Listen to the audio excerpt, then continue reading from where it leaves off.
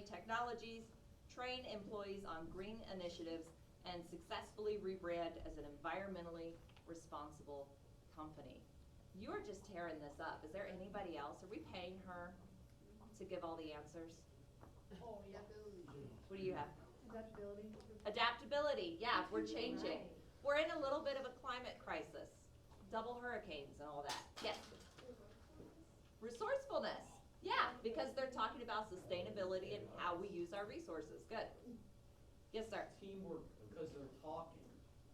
Collaboration, because they're probably working with some eco-friendly technology reps, sure, to figure out what they need to do. All right, last one.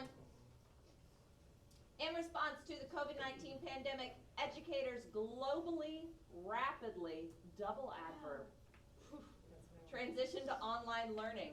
They learn new digital tools, redesign curriculum for their virtual engagement, and continue to refine their teaching methods to provide quality education in a remote environment. There's a lot of hands on this one. What if we just did like an everyone says it? Oh, that's so cool. Wait, what happened?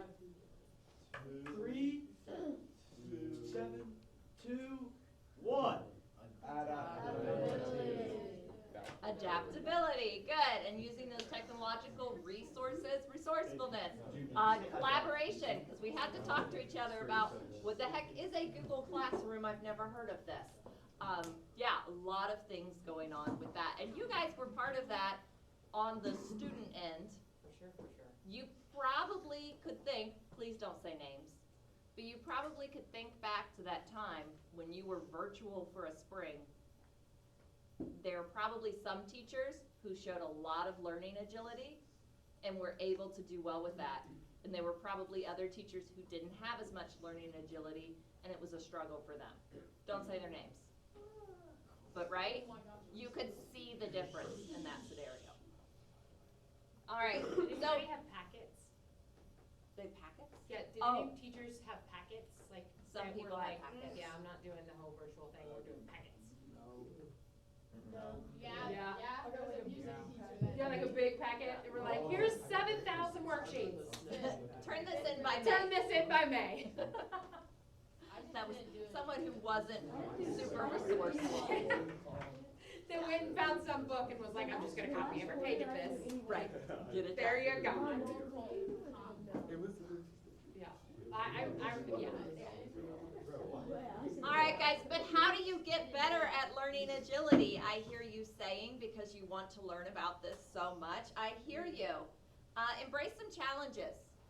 Do things that make your brain stretch a little bit, feel a little itchy, okay? If everything's easy, then what's the point in doing it? Do things that are a little difficult for you. That will help you build learning agility. Seek feedback.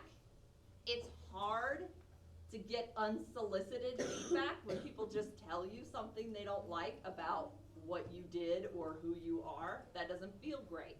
But if there's an area where you're challenging yourself, that's an awesome time to go up to, I don't know, your math teacher and say, hey, tell me how I did on this quiz. What could I have done to do better? Where was I messing up? Ask for that feedback. That will help you develop learning agility. And learn from experience. You're going to have successes. You're going to have failures. That is part of life. Learn from that. It'll make you a better person. All right, and then I've got a couple more. Expand your comfort zone. Take on some tasks that aren't normal for you. Okay, if you're someone who's really athletic, maybe try the chess team. It's probably out of your comfort zone, right? If you're someone who is not athletic at all like me, I joined De Valairs. That was how I figured out how to count, really, while walking. But do something that's a little out of your comfort zone. Sir? What's Devil Rares? De Valairs, it's the winter dance team. Can you show us some moves you learned? Yeah, I was just saying. This was how many years ago? We won't Can you say, floss? it's rude to say. You Fortnite. Can you floss? Do you even Fortnite, bruh? Yeah, so the De Valairs is the winter dance team. Mrs. Roten is the coach if you are someone who dances and you're interested in competitive dance. I am not the coach for a reason. It tragedy. And build a diverse network is the last one. Meet people who are different than you. They will challenge you and they will teach you, okay? My youngest daughter teaches me patience every day, because sometimes I just want to say, like, why don't you understand what I'm trying to get you to understand? She learns differently, you know, so I'm learning from her constantly. There are people in this class that you probably don't like, and with your seating chart, you got sat next to them, and you're like, oh, I remember in 3rd grade when you were mean to me that one time at recess. Oh, well, you're going to learn things from them because they're different than you. They have a different perspective. They have a different background. They know different people than you. And part of your verification for your Ohio Means Job Seal, getting those verifications from teachers and people you know outside of school, that's building a network. Because if they're agreeing that you show learning agility, professionalism, teamwork, those are people you can go back to later when you're building a resume and say, hey, I would really appreciate if you would be a reference for me. Because it's someone who's already agreed that you show those things. So just one more way to build some learning agility. Yeah. Do you have any questions for me? Sir? How do you use learning agility in your job? Told ya. She said that was gonna be the first question, and she was right. So as an English teacher, I came into it thinking, you know, I was 21, 22 years old. I came into it thinking that I was going to have a class that was like the college level lectures I received when I was at college, and that was going to be my day. And instead, I spent my morning with 8th graders and my afternoons with juniors. And they very quickly taught me that the way I was thinking I would do things was not going to work.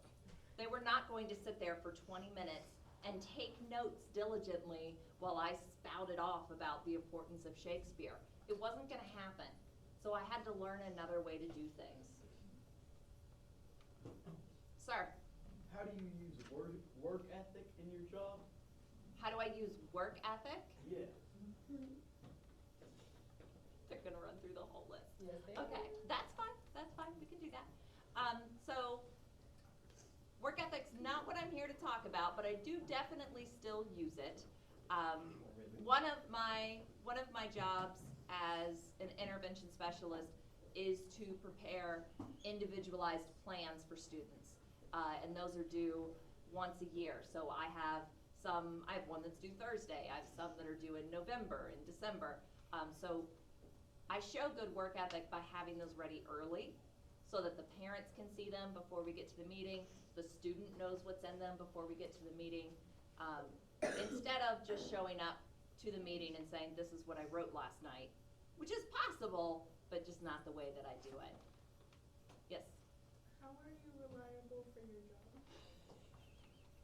And here's reliability. I show up on time. I'm here every day, and when I'm not, I let them know as soon as possible that I won't be here. I'm consistent. My students know what they're going to get out of me, regardless of if we're in the gymnasium or we're in math applications. I'm going to behave a certain way at all times. I think that makes me pretty reliable. Yes, sir? I use learning ability, or like, in like your life, like in general. Oh, definitely with my daughter. Yeah, a lot of learning agility there with the sign language. Paul? How do you use punctuality? They're all just sitting back there trying to think of like the 14 parts of the seal. Punctuality, being on time, getting to class on time. I do co-teach a class, so I have to leave my room, get to the other classroom, and then after that I have to go back to my room. I try and make sure that I am there by the bell, because if I'm not, chaos and anarchy. Yes? How do you use discipline in your job? I got all of them. You've only gotten up to 7? Okay, so there's only a couple more of these questions.